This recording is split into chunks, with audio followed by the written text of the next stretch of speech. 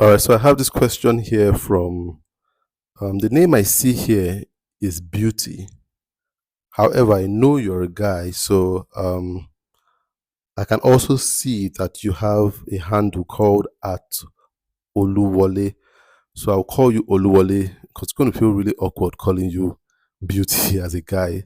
So let me just call you Oluwole. And I just want to say this for people that will be sending future questions on the Telegram group, or if you are sending questions outside the Telegram group, please just start by telling me your name. Just say my name is this, and so I can call you your actual name and not have to guess your name. So for this question, I'll just call you Oluwole. Forgive me if that doesn't happen to be your actual name. But then that's the name I see here. I see Beauty and I see Oluwole. I think I feel more comfortable calling you Oluwole as a guy. All right then. So Oluwole has this question, and it's a pretty long question. So I'm going to take my time to read out the question. Oluwole is saying, I am a brand designer who transitioned into product design about 2 years ago. I secured a paid internship, and while I've learned a lot, my boss never really believed in my abilities.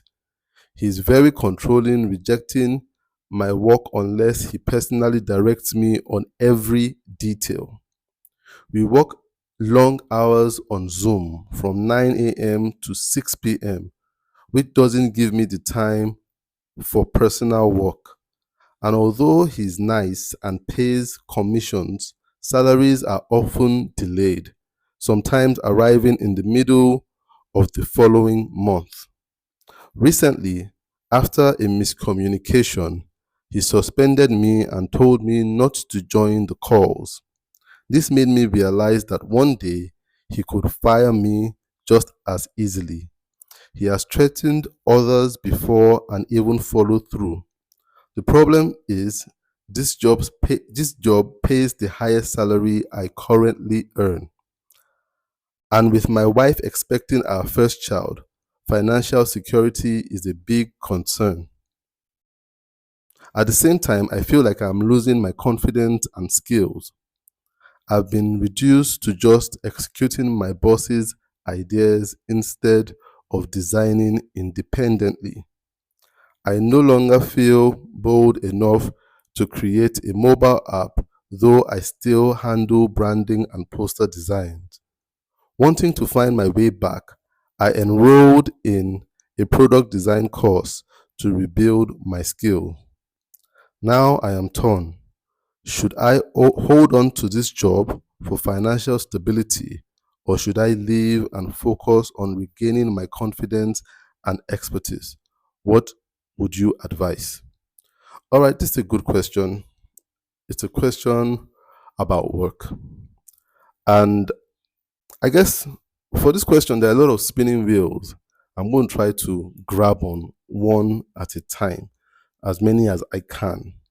But this question focuses and is centered on work. Now, I think I want to start out by saying, when you are working or you're working, you must know the capacity in which you're working. What defines this work you're doing? Are you working full time? Are you working part time? Are you working as an intern? Is it an apprenticeship? You must know. I think people need to know, because when I read this question, it made me understand that there's something Oluwole doesn't know about his work, because he has said that this is a paid internship. This is a paid internship. I think people need to understand what internship is about to even start with. This is a paid internship. When you work as an intern, number one, I think you are very blessed and lucky to have somebody pay you for an internship. It's a privilege for anybody to pay you to work as an intern. It's a privilege. I'll say this again. If you're working somewhere and you're working as an intern, and the owner of the company thinks of paying you at the end of the month, you are very privileged. because it's not their obligation to pay you as an intern. What it means to be an intern is to say, I am coming to learn how to do this work. I am willing to learn even for free. Learning is my utmost priority here. Paid internship is a very gracious thing for an employer to do. So first of all, Oluwole, I think you are very, very blessed to have this person pay you as an intern. If that is the definition of what you are running, it's a paid internship. You've been running for the past 2 years. That's pretty long for an internship also. So you must understand what goes into internship, because some of these things, again, when I look at what employers do, is when you have someone working as an intern for 2 years, for me, that's too long. This is not going anywhere. You understand? I think internship should be some months, at most a year. When it's going into 2 years, then this person should have built some capacity that you should be able to say, this person can work with me full time, or this person is ready for me to let go of them. But then I realized some employers use it to their advantage. But then you must be able to define what you're doing. If it's an internship, you are being paid. You are being paid to learn. So that's your situation, Lord. You are being paid to learn. That's a privilege. When you went to school, you were learning, but you were not being paid. As a matter of fact, you were paying to learn. So internship is it's not something where you focus on pay, because on a good day, a lot of people run internships where you pay. You pay to intern.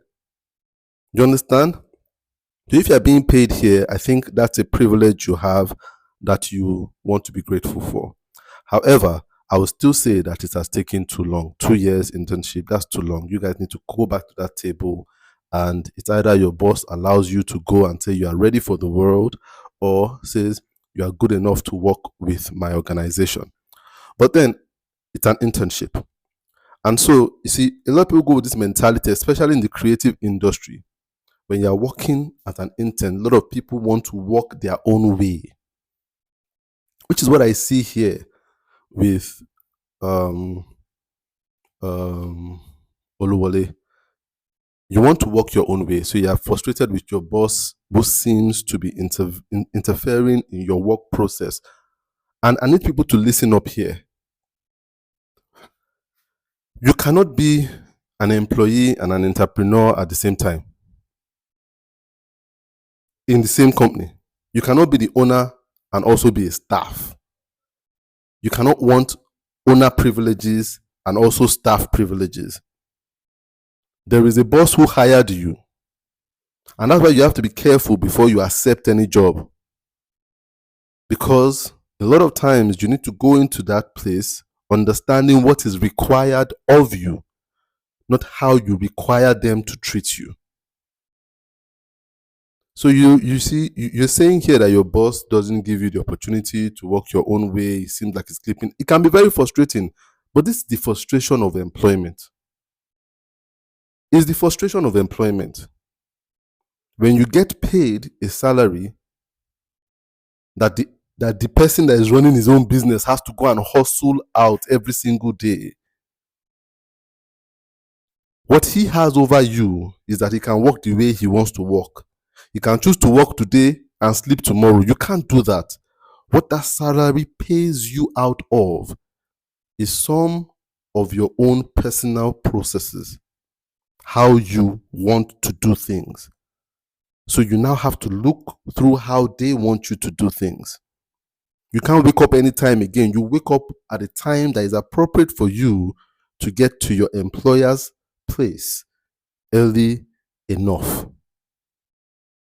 It's a very serious thing to be employed by somebody. A lot of it requires some self-denial. You deny your own way. You cannot have your own way. I see so many people working in organizations wanting to implement their own way of doing things. You cannot. So you see, When you go for a job interview and they're asking you, how much would you want us to pay you? Keep that at the back of your mind. One of the things they're asking you is, how much does it cost for us to overrule your own personal processes, your own personal preferences? But a lot of times we are so concerned about how much it takes for you to do the job. But what they're actually saying, how much does it take for you to do the job our own way? There's a big difference between the two. You see, I'll give you an example. I worked as a logo designer for almost 2 decades. I had my own process when somebody employed me to work on their branding. My own process. I could work at any time. I could say I'll work today, not work tomorrow. I could say I could work 2 hours every single day. You understand? I could decide to do the work 2 days to the deadline. But it's a different thing if I walk into a company and I want them to hire me as a designer, a graphic designer or an illustrator or whatever it is, and they tell me at the end of each day, I should come up with 5 logo options for a particular account. I cannot tell them I work this way. What they are paying me to do is to do my work their way, thinking of their process. So a lot of times when you complain about a boss micromanaging, I don't support bosses micromanaging because I believe it kills creativity. But if that is how your boss has desired or determined to run his own ship, he cannot be wrong because it's his own ship.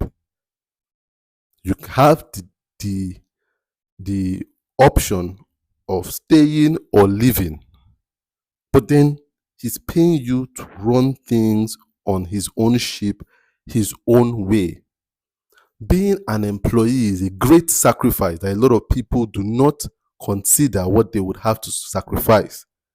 So when things start happening, people start complaining about things that are not worth complaining about. If your boss is asking you to stay on a call from 9 a.m. to 6 p.m., number one, I don't think those are long hours. Those are work hours. Those are work hours. There's nothing unique about staying working 9 a.m. to 6 p.m. There's nothing unique in that. Those are work hours. Those are regular work hours. Maybe we call it 9 to 5. This might be 1 hour more, but then bankers do worse. I know a lot of people that do way worse than this. Some people work 7 to 11. 9 to 6 seems very fair. It's not ridiculously long, but it's ridiculously long because you said something here. You say it doesn't give you time for personal work. Nobody employs you and expects you to be running your personal work on hours they have paid for. I'll say that again. Nobody employs you to work your personal work on hours that they own. If your work hours are 9 to 6 p.m., you are not allowed to work on any personal work at that time. You are in the wrong. So when I find people say I'm working, but it doesn't give me time for personal work, I'm like, what did you expect? Nobody pays for you to work hours that they have determined and expect you to just do your own personal. You see, so we must know that this thing called employment is not a small thing. So whenever you're in an interview and they ask, how much do you expect? What's your salary expectation? Don't just think of how much it takes to do the work. How much does it take to do the work their own way without distraction of your own preferences or your own personal work? So those are things I really, really want to point out here. You cannot work as an employee and expect to be working like if the business is run by you. If your boss says he's not happy with your stuff, you must ask what he's not happy with. And it's your job to make him or her happy. This is not oppression. This is the process.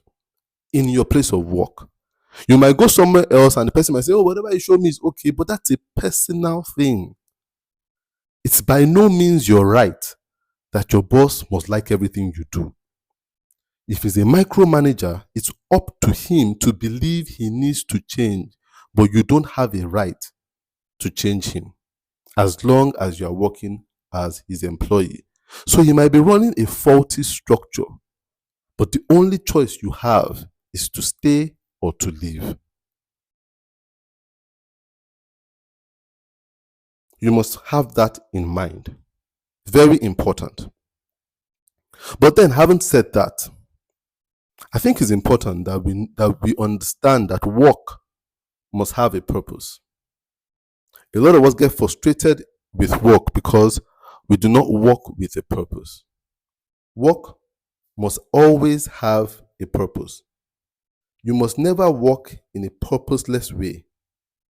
When we work in a purposeless way, we tend to have frustrations. So when a lot of people complain about work to me, I'm like, why did you go into work in the first place? What was the thing that drove you to this work in the first place? I realized that a lot of people do not know why they are working.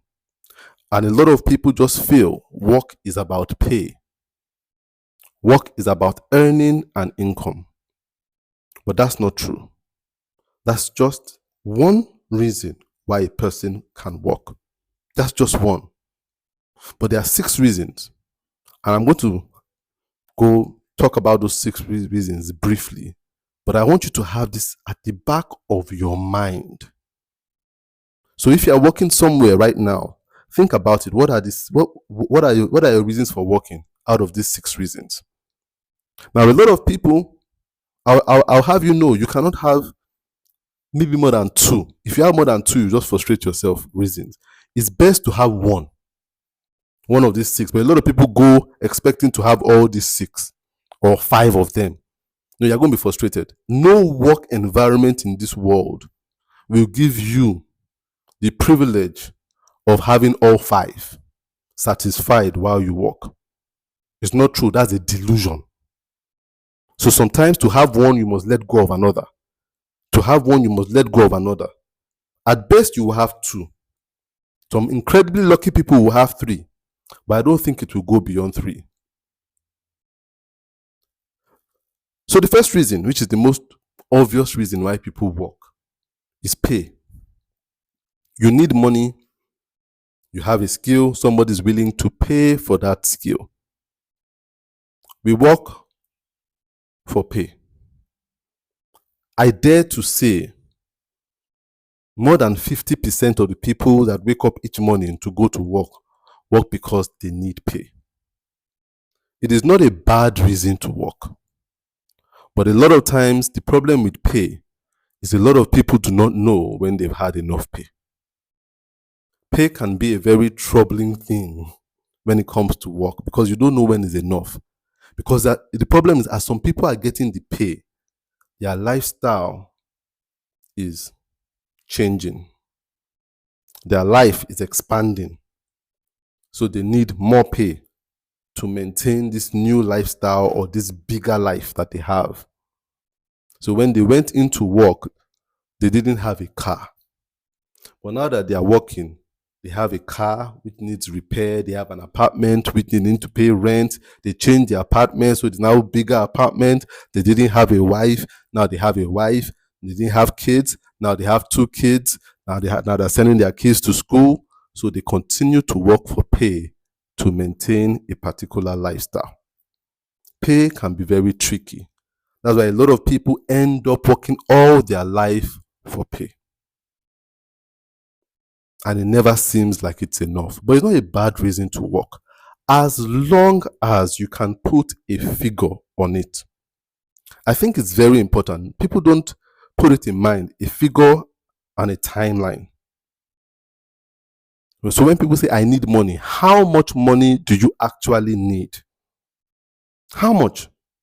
This determines how much you put away. And this determines when you can look at your work and say, it's time for me to leave this thing. I talk with so many people that tell me, I want to leave my work. I want to leave my work and start my business. but then I need to save money first. One thing I try to tell people, how much money are you trying to save? Because if you don't have a figure, you will stay there. You would always stay there. You understand? So you must have a figure. You must have a figure. If you're going into a workplace, you must have a figure. It's incredible how many people go for work interviews, no figure in their head how much they want to be earning. They just say, oh, whatever they offer me. So when they ask you, whatever you guys are offering, no.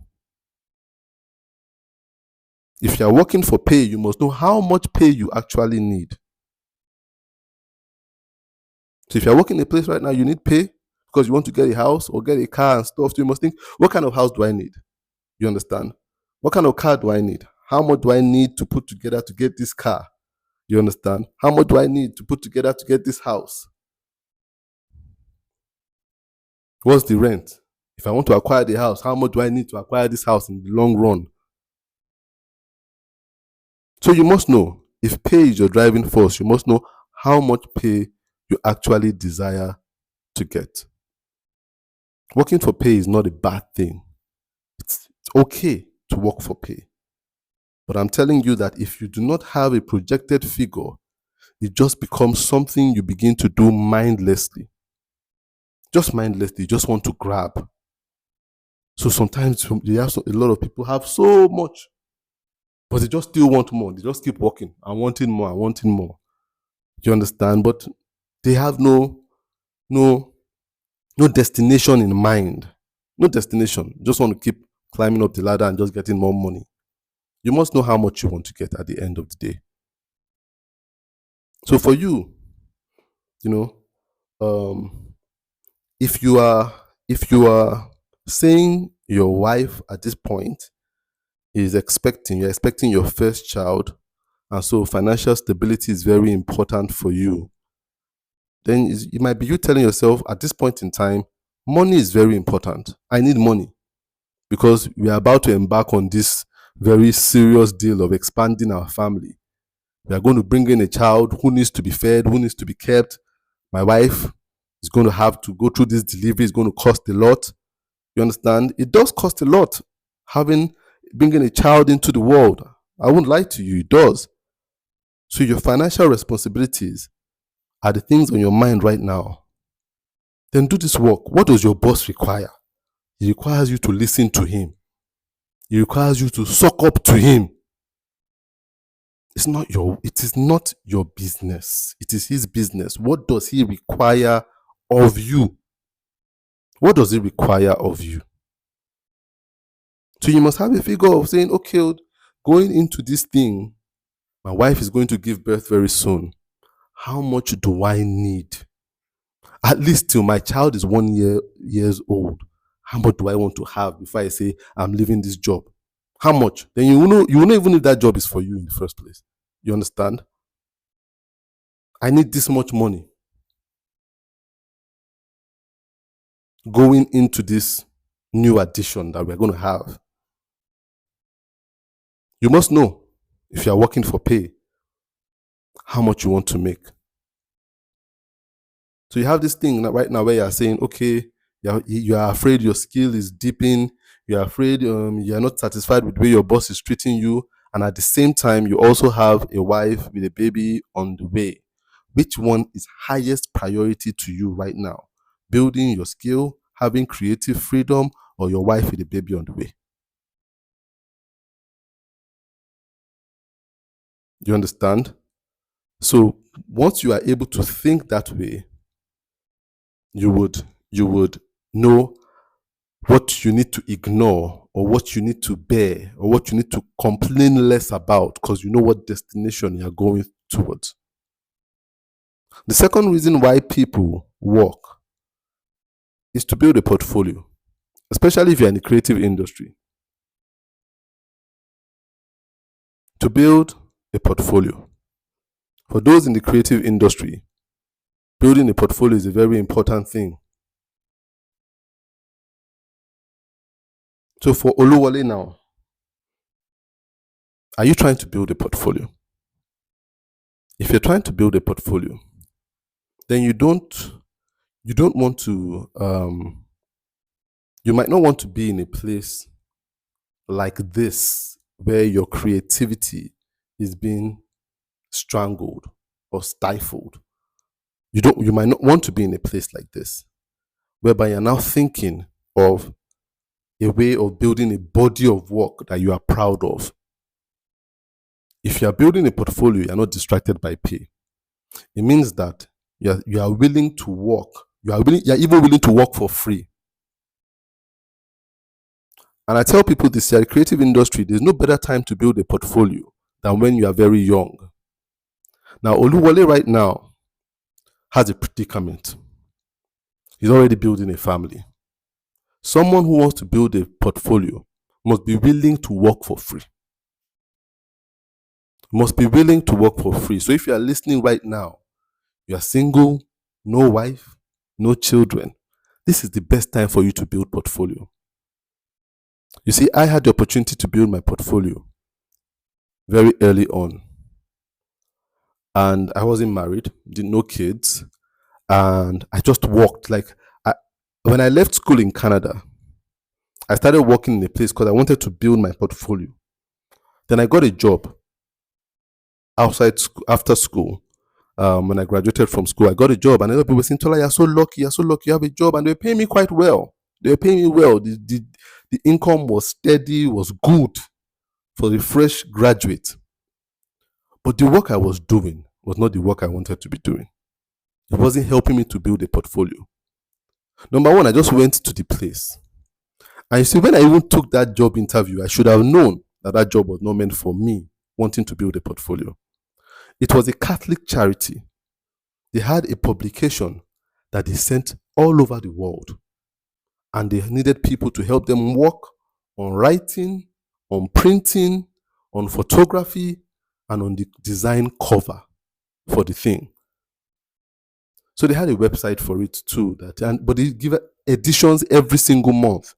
So the whole charity was built around this publication called Our Lady of Fatima.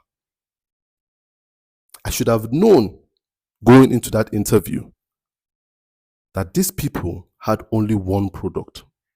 I wanted to build a work portfolio. How will I bring in any other product into a company that was focused on just one publication? So when I started working with them, mindlessly, I had a job, I was celebrating. But when I got there was already a graphic designer working on the cover. So I couldn't even work on cover itself. So all they told me was to be editing all the mistakes that the proofreader had spotted. So I was doing more of text edits. Now the money was good. It allowed me to afford a lot of stuff. But at the point I had to ask myself, Tola, if you left this place today, what will you show the place you wanted to go? Like the next place you're going to that you've been working on? Nothing. And I was working 9 to 5. You understand? 9 to 5. When I got home, I was tired. I couldn't work on anything personal again, even on my own free time. But I wasn't building a portfolio. Immediately, I realized I had to leave. I had to leave. And so I left. I left the place. They were wondering why I left because they were saying, oh, this guy, you're doing the job well now. We're paying you. They asked, is it the pay? I said, the pay is good.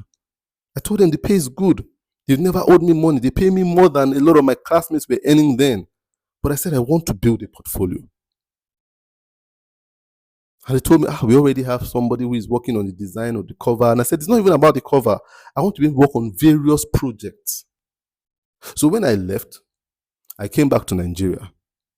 And for a couple of months, and this is quite a number of months, about 6 or so months, I was working in my parents' house, no money, no clients, just coming up with fictitious projects in my head and building my own portfolio of fictitious products. So I could wake up one morning and just think of a gym and come up with a name for the gym. And I'll create a logo for that gym and branding and everything, and it will look real. And the next day I'll come up with something. And before I knew it, I had a plethora of work on my system. So many jobs. I had built my portfolio on fictitious jobs, but people did not know they were fictitious. So many. You see, I was working to build a portfolio, even though I wasn't earning anything.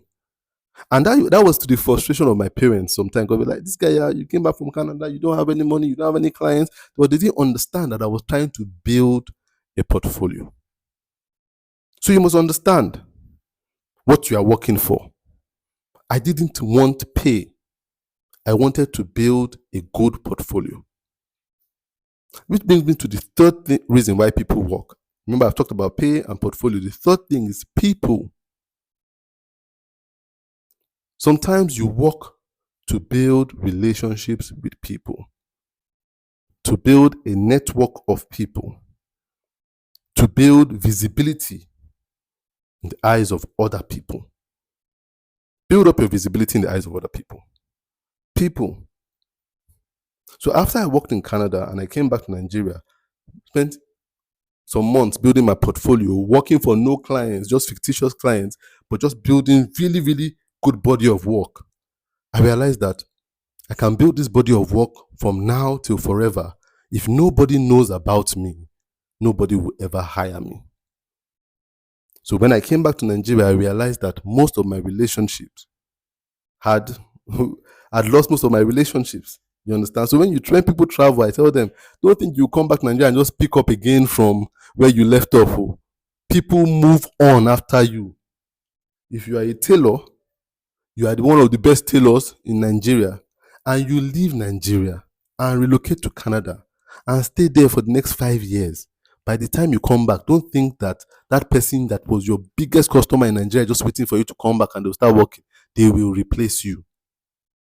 They might even replace you with somebody not as good as you, but don't think you'll just come back and take that person again. When people have built connections with other people, very hard for them to break. So if you move out, believe me, someone else is moving in. So you must think about it before you leave where you are. When I came back to Nigeria, relationships, people had already replaced me with other people. So I had to start building new relationships. So I realized I needed people. Then I went out and I got a job. It wasn't because of the pay. It was still not because of the pay. It wasn't because of the portfolio. It was because I needed people to begin to see what I could do. I needed to build human relationships. So when I started working in this place, they were owing salaries. They could owe salaries till forever. But I didn't care about the salaries. So when people were complaining about the owing of salaries, I wasn't that concerned. I was like, are people getting to know who Tola is, what Tola can do? And I realized that started to happen. Because everybody I met, I showed them, look at what I'm doing. See what I'm doing. I love doing this thing. I like doing this thing. Before, you need people from other departments were like, I heard you are very good at doing logo design. I heard you are good at this. I heard you are good at this. I heard you are good at logo design. I started to build relationships again. It took over a year. It took about 18 months or so to build relationships to the point where I was satisfied. Where people were now calling me and now say, oh, there's this guy that you work with. He told me you're really good at this. Then I realized, oh, I've gotten what I wanted. People now know me for this. I now knew it was time to leave that job. I didn't leave that job because they were owing salaries. I left that job because I had gotten what I wanted. Once you get what you want, you can leave. But a lot of us don't even know what we want.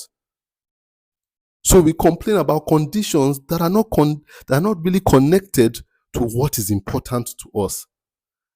Yes, your boss is a jerk. Yes, your boss is a jerk. He's a hard person to work with. It's hard to please, that kind of thing. But are you there for the boss? Or are you there to do something else? Where I worked initially, the people on top were not very nice. I didn't even like the daily job I was doing. I was working on a website. I was their webmaster. But then I realized that I needed to connect with people. So every time I built relationship, I was talking. During lunchtime, I would talk and stuff. I became uber friendly with people because I wanted to build human relationships. Till today, I still have people from that workplace still calling me or still referring me to other people, referring other people to me, telling, go and work with this guy. We worked together. Just last year, I did a logo job for somebody. Even though I've reduced the logo jobs I'm doing, so they said, this person you worked with there, and the person said, I really have to work with you. I was like, this person, do you know when last I left that place? Say, yes, but the guy still said, I need to work with you, that you are the best logo designer he has ever seen. This was somebody that I worked with in a place that I left in 2009, recommending me to somebody or recommending someone to me. I'm not even sure what order it goes, in 2024. So you see, I achieved what I wanted, people. So you must know whether you're working for people, to build a network of people. The fourth reason why people work is practice. Practice. You want to get your hands wet. You want to get your feet wet. You want to dabble into this thing and get to practice. You actually want to get to work and understand. This is where internship comes in, where you want to get to do the work. Doesn't matter whether they pay you, as long as you are working. You get to launch that app, that software. You get to use that software. You work for practice. Just having that opportunity to practice that thing you learned in school, you can now practice it in the field. This is why we do internships and industrial attachment. Some level of practice and exposure. There's a time when the human being has to work for practice. Very important. You work to practice.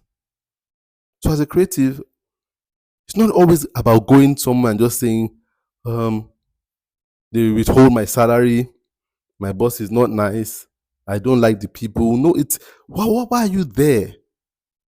Why are you there? All these things are distracting you from what you are there for. You are there to practice, to have the opportunity to make your hands strong at this thing. So practice is very important. Some people go and work in restaurants because they want to practice that art of cooking. And sometimes working under a chef can be very traumatic. Chefs can be the most impatient people. In fact, the bigger the chef, the more impatient they are. They can shout at their sous chefs, their younger chefs. But if you know what you want, you won't be concerned about the person shouting at you. A lot of people are too emotional when it comes to work. They're emotional because they do not have a focus. They're too emotional. Too emotional. There's a guy that does signages for me.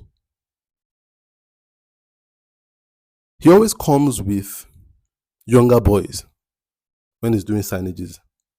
And he's a very nice guy on a good day. But when he has a signage work to do, he just has this Jekyll and Hyde personality. Can turn from a very nice man to just being someone that can fly off the handle very easily. So one time I was just watching him install this signage, and he always comes with these young, guys in their late teenage years and stuff. There's always one with him. And you see how he shouts at them. Are you using your head? See what I taught you? Do you want me to come down from this ladder and knock your head? He says all manner of things to them. And one day I saw him really shouting at these young boys. And I asked him, how do they respond to this thing? this your attitude towards them. He says some leave. He says some leave. Some are not serious. They leave, and he allows them to leave. And the ones that are serious would stay.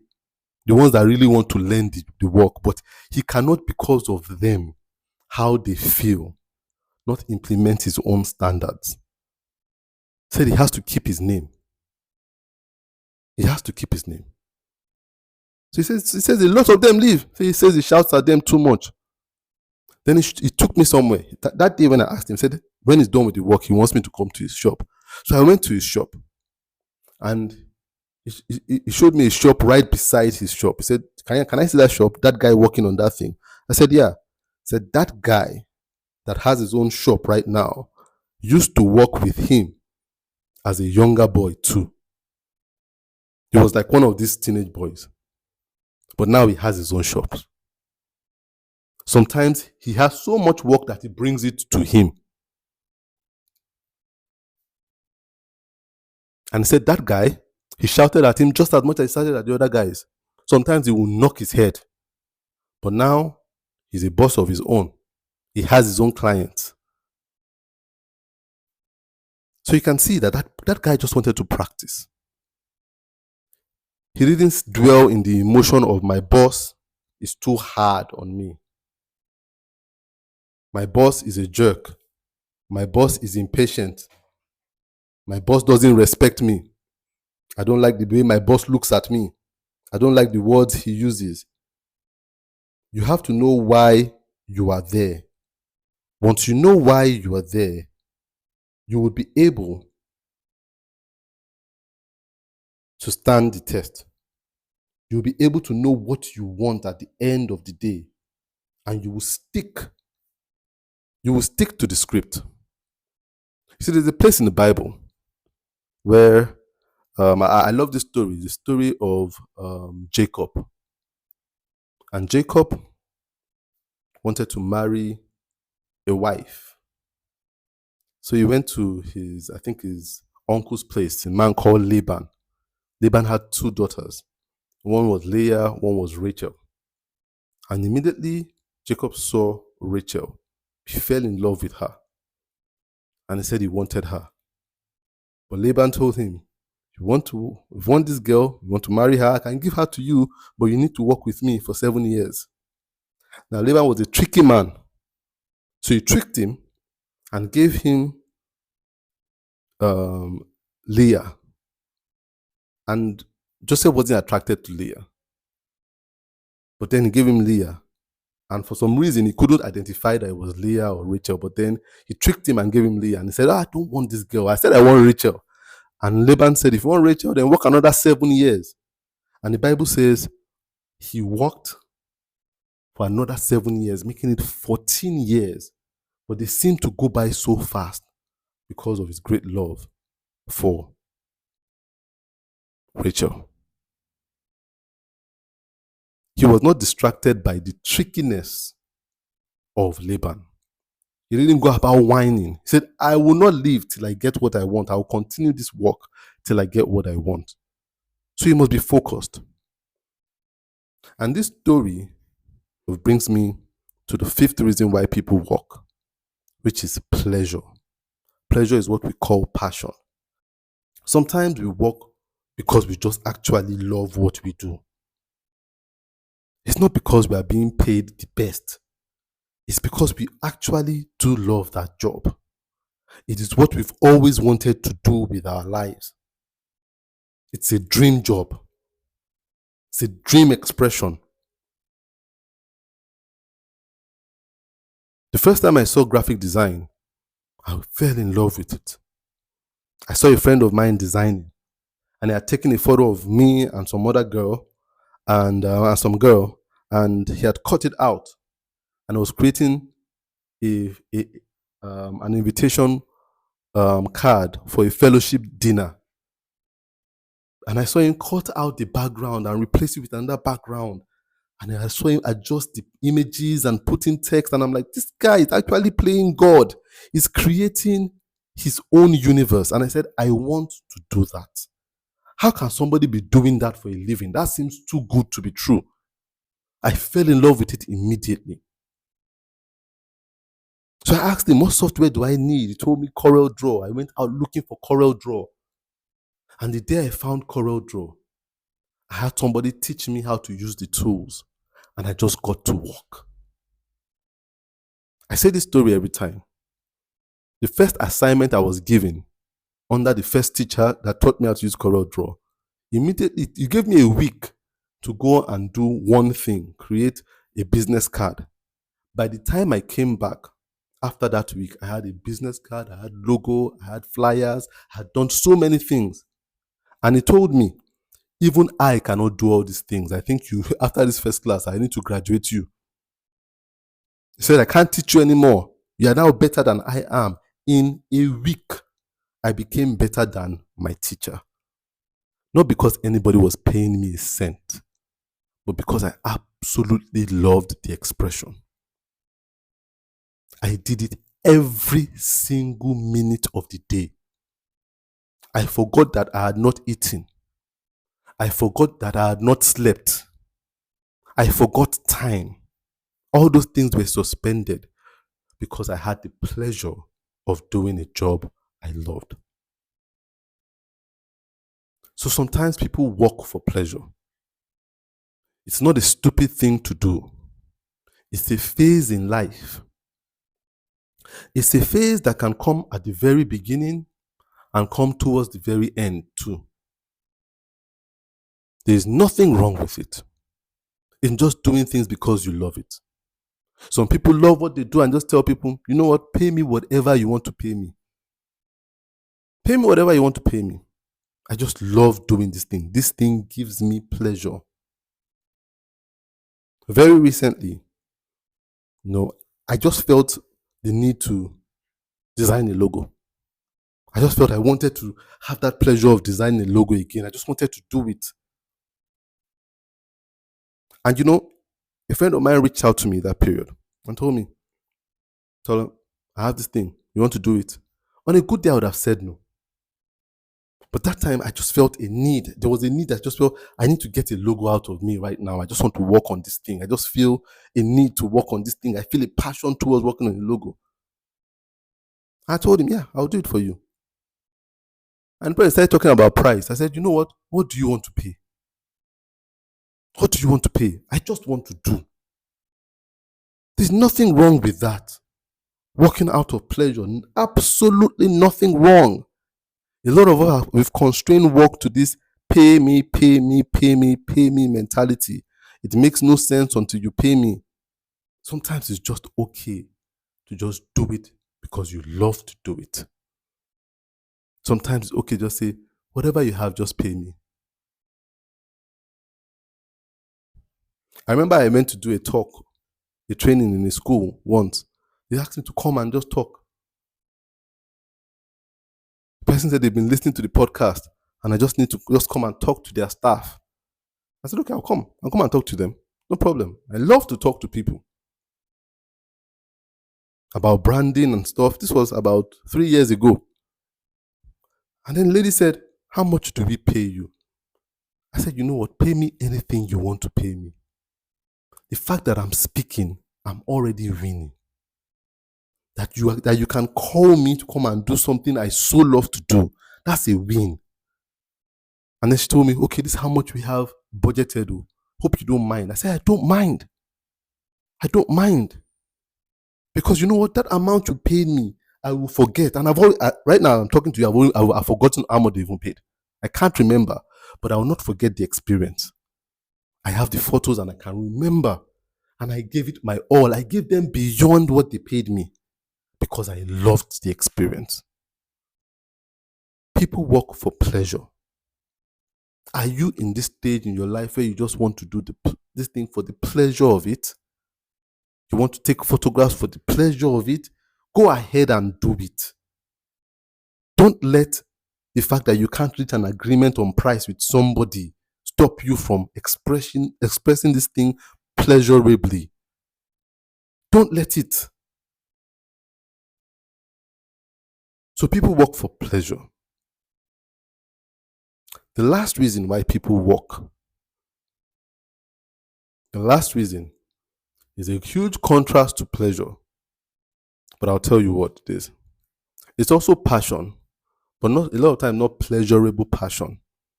There's pleasurable passion and then there's painful passion. Sometimes you work for pain.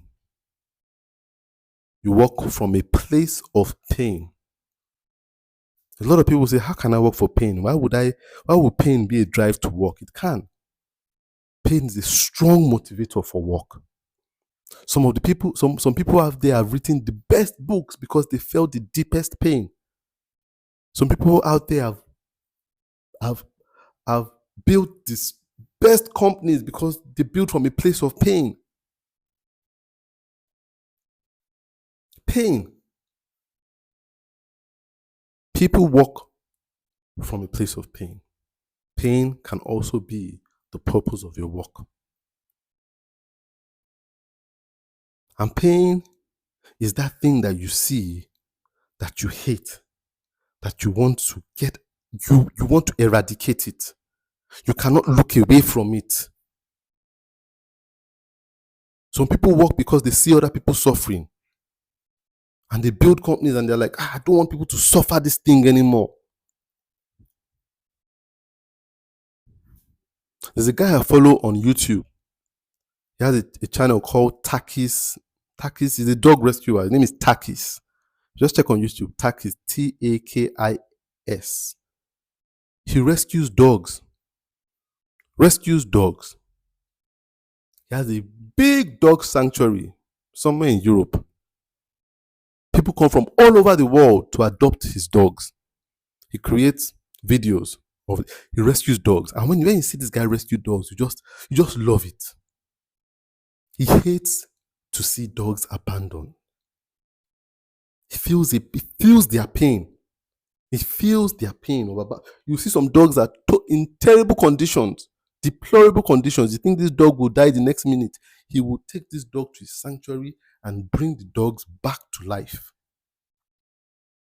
These dogs sleep in the same room with him, on the same bed. He feels their pain, the pain of abandoned dogs, mistreated dogs. He doesn't breed dogs. He rescues. Doesn't breed. He's not about getting the purest breed. It's not about the dog certification. It's not about the bloodline. It's about this dog was dying. I cannot see dogs dying, mistreated. He couldn't look away. If you hear about his story, he was a DJ. He was pretty successful as a DJ. He loved DJing, made some money. But then the pain of seeing abandoned dogs, mistreated dogs, he couldn't look away. The pain was too strong. Some of you have that kind of pain in your life that you cannot turn away from. I'm at that stage right now in my life. A lot of what I'm doing right now is pain related. That's why I cannot afford to see people with confusion, with disillusionment, with a lack of hope. People that have been lied to, either by media, by society. It hurts me when I watch a video and somebody's giving wrong information. Pressure-filled messaging. People are spreading lies. It causes me so much pain. I always feel a need to go out and debunk that lie and spread the truth and shine a light. So a lot of what I'm doing right now is because I cannot turn away from other people's pain of hopelessness, disillusionment, confusion. So a lot of people work from a place of pain. It's okay. Work is not only inspired by money. That's just one thing. You must never make work solely about money. That's a misconception. That is a misconception.